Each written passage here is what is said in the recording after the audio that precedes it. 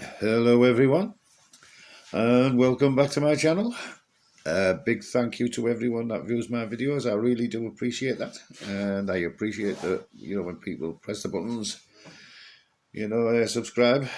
Thank you for all you subscribers that subscribe to me. I really do appreciate that too, and everything you have done, and the likes and the shares. I really do appreciate everything. I mean, it is amazing. You people are amazing.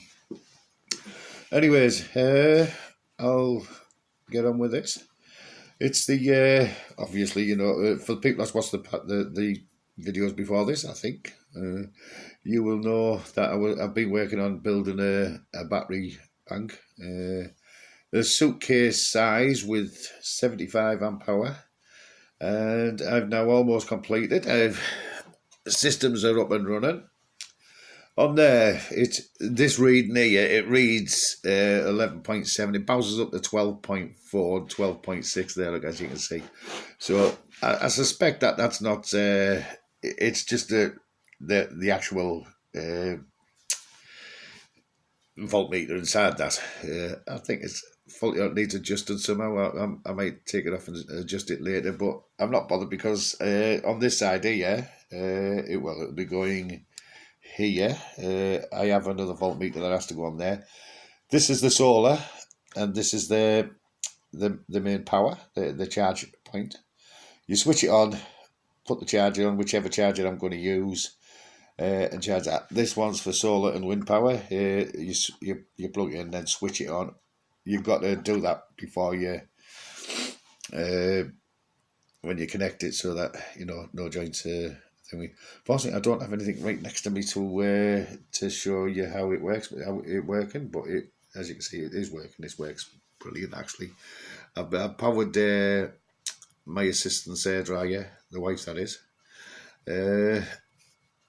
I have used their air dryer and it works absolutely fantastic. So, campers, it is what I will be doing with this myself. I will be charging up because obviously 18650 batteries. When you charge them up, you can leave them for months; they'll stay fully charged. You don't just 3 months check them. But I have seen on YouTube one guy left one for 3 years and tested it, and it still had full power. So that's what I use that for. So effectively, it can be a backup. Or if you want to carry it to a building site, use the 230 sockets I've got there. But if anyone's going to build one, you put your 110 in if it's from America, say, and various other parts of the world. You can use it for power tools. When you take it to a building site, you would be able to run something like I don't know, about 1200 watt drill. Probably for about, it says, according to my figures, according to the book, between 6 and 8 hours. So you'd be able to run 2 of them. So you can run a drill, say, and a reciprocal saw, probably for about 4 hours for them both solid before you'd need to charge it.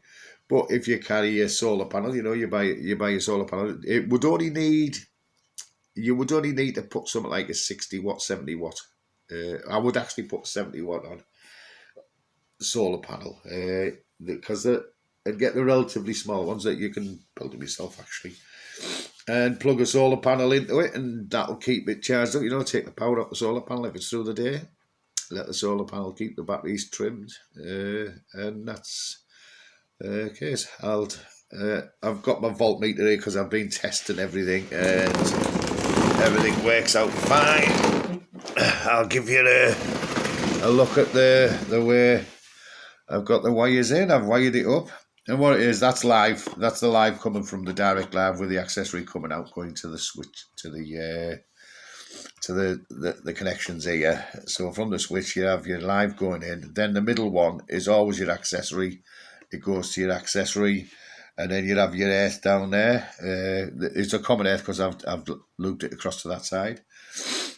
Also on this wire here, I've looped the live going into the top, so that's the constant power, and then the separate accessories to go onto these accessory switches. My batteries, they don't move actually with all that padding in there, but I will be putting webbing. I'll be putting webbing across to hold the batteries in place.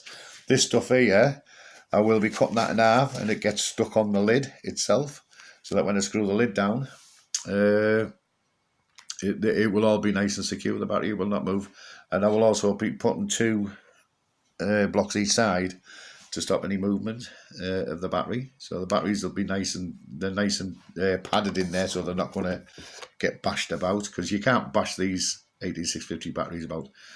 So I ensure that they're totally safe and they're not going to get banged about, because they do. So that's the wiring. It's a simple setup. And what I've done is, if you remember in the last video, I use block connectors there, because at any time I need to take the batteries out, I can. Also, the same with this inverter, I can take it out. I've done all the tests. I've had my heat gun, temperature gun on, absolutely freezing cold wires, freezing cold batteries. So, well, they're not freezing cold, they're room temperature. I'd say that same temperature as what's in this room, which is, I'm not sure, probably about, in this room, it's around about 8 degrees centigrade, something like that. And there's the power switches. I've got a nice little light, so the lights, the lights light up on it to let me know that which switch I've got on. And, so if I'm charging, I'll put that on first. Soon as the charging's done, just switch it off. That's to stop it. Basically, it's to stop any accidents or mishaps or anything like that, but also allows the charger, because you cannot use the solar controller as well as the charger at the same time. You can't plug a charger onto that and have a solar charger in there. So what happens is, if I've got it, that's turned on, solar charger's in, it's plugged into there, or I've used the loops and plugged it in there. I'll just give you a quick. I don't need to screw it right off. I'll just run it round. This is not my best voltmeter, by the way. I'll just stand my voltmeter there, let you see what's it's coming up. So we've got the black one. We've got this is the solar charger, and we have because it's switched on. Hang on, I need to get that off a bit. All right, now I can get into it. Hang on. Switch off a minute, and I shouldn't have any power there whatsoever, but if I have, I've got the cables on the wrong way around. I think my little cheapy right, 0,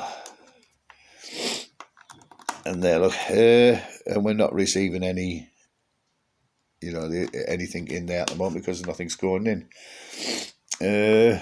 It does say 0.1 volt, but that's actually probably static that this is picking up.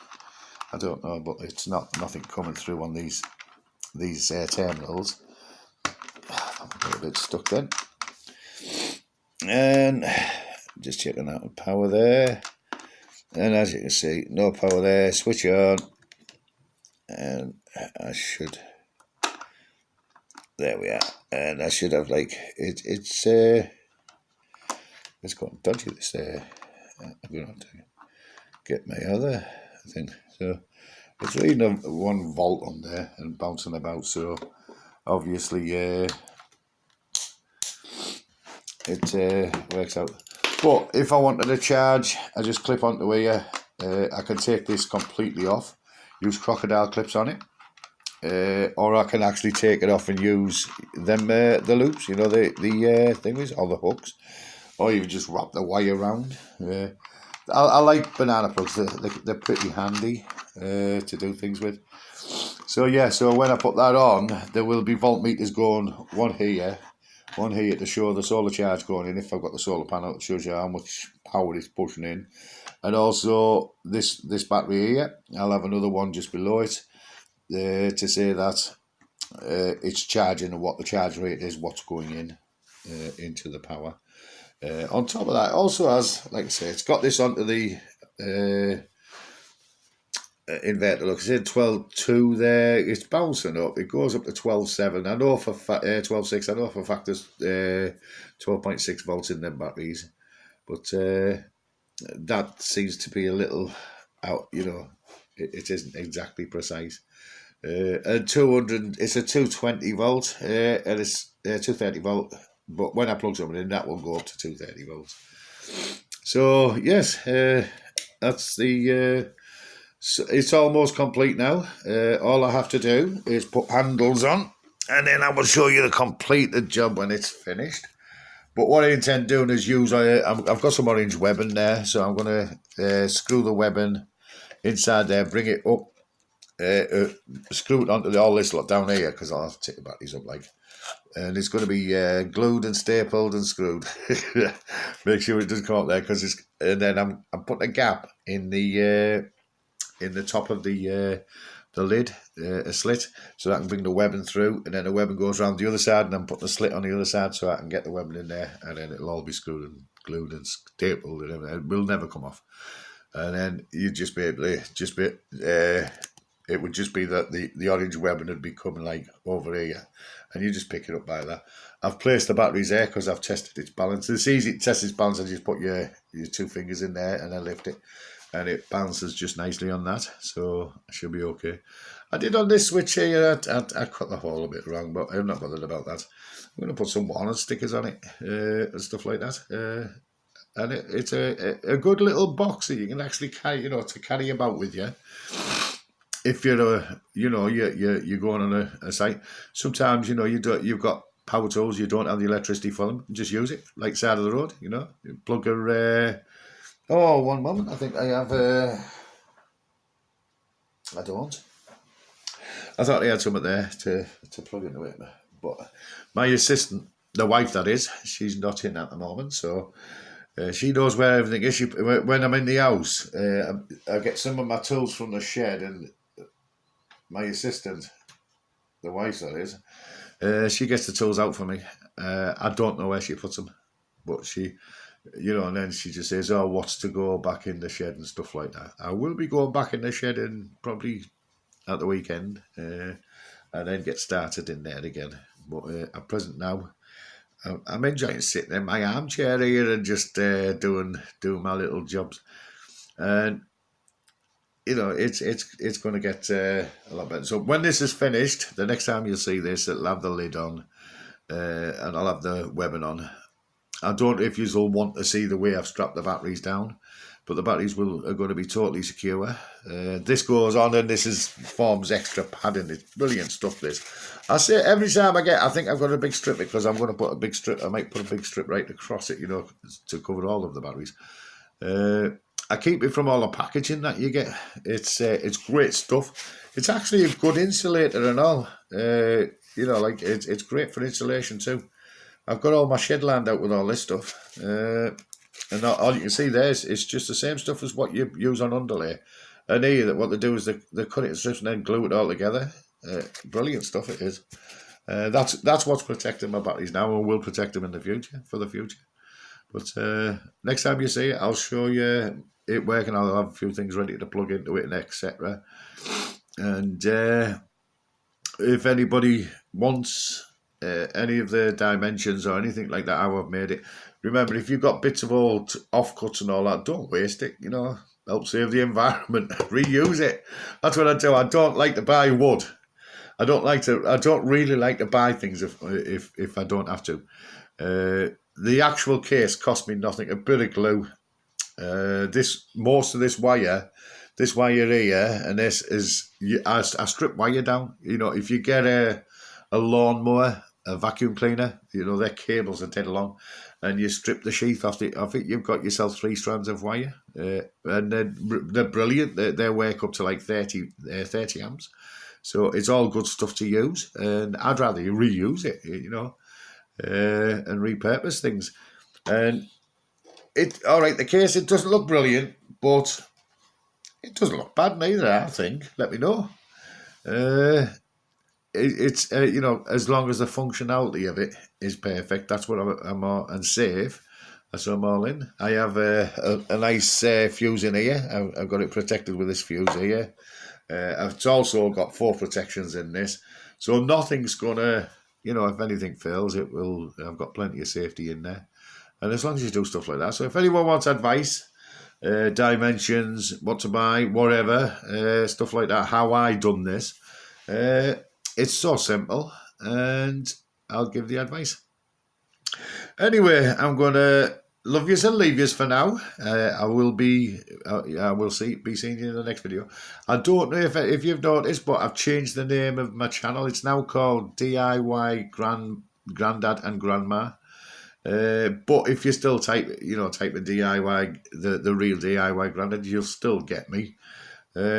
Just look for me there. So, tell me what you think of the new name of the site, my channel is DIY, because my assistant, the wife that is, she's on the videos more than me sometimes, and she does a lot of work with this for me. So I should include her because she really does, and she's getting pretty handy herself. I've told her she'll have to do some sewing projects and knitting projects and put them on here. I don't know if anyone will be bored with the knitting, but yeah, I'll get my assistant, the wife that is, more involved in the channel and get her to do some videos and stuff like that. She might even do some cookery because she is a trained chef. She for years she never worked as a chef. She decided she wanted to go into nursing. Anyway, on that note, please leave a subscribe, press all them buttons, like, share, whatever, and I'll see you in my next video. Goodbye.